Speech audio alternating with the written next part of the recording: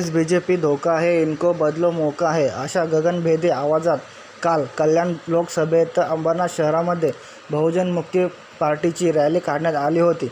मुख्य रस्त्यातून आणि गल्लीबोळातून पायवाट करीत शेवटी रॅलीचे जाहीर सभेत रूपांतरित झाले. दरम्यान 50 वर्ष होऊन गेली मात्र सामाजिक राजकीय परिवर्तन होऊ शकले नाही. म्हणून आता दुसऱ्यापेक्षा स्वतःचा पक्ष बळकट करून मीच माझा जीवनाचा शिल्पकार आहे असे सिद्ध करावे असे आवाहन राष्ट्रीय परिवर्तन मोर्चाचे संयोजक वामन मेश्राम यांनी मतदारांना केले आहे.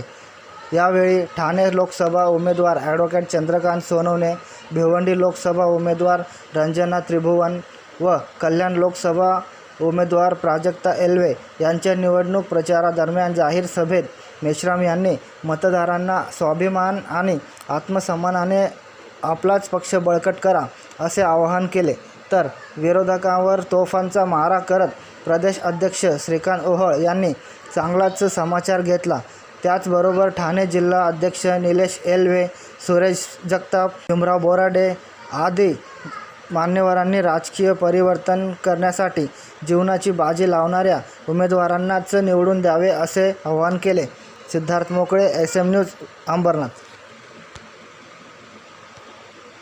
सरकारांना एवढंच सांगणं आहे की राजकीय स्तरावर मागील 50 वर्षापासून नेटवर्किंग उभं करण्याचं काम केलेलं आहे.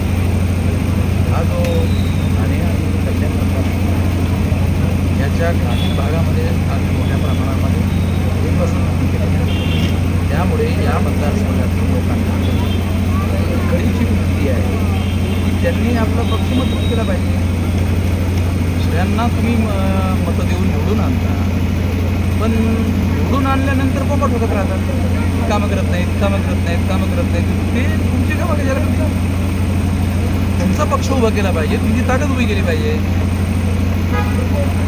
एवढंच मला सांगणं आहे. संघटन चालवणाऱ्या लोकांमध्येच कमतरता आहे. संघटन ग्रामीण भागापर्यंत आपली जागृती घेऊन जाण्यासाठी एक प्रकार. दुसरा प्रकार, हा पक्ष सोडला तर सर्व पक्षाच्या बाबतीमध्ये डेली वर्तमानपत्रवाले छापतात,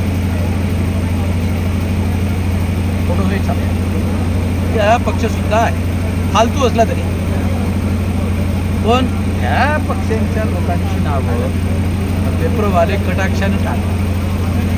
म्हणजे जे प्रिंट मीडिया आहे, इलेक्ट्रॉनिक मीडिया आहे, ह्या लोकांच्या नियंत्रणामध्ये आहे.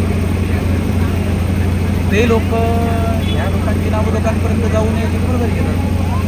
आता सर तिघांनाही कशी ताकद द्यायला पाहिजे त्या निवडणुकीत? महत्त्वपूर्ण मुद्दा काय आहे की सामाजिक भेदभावाचा जो मुद्दा आहे, जातीय भेदभावाचा जो मुद्दा आहे, तो मीडियामध्ये सुद्धा कार्यरत आहे असं मला म्हणायचं. मीडियामध्ये सुद्धा जो पत्रकार वर्ग आहे तो 90% जास्त पत्रकार, संपादक आणि संपादकीय पॉलिसी बनवणारे जे लोक आहेत ते ब्राह्मण आहेत.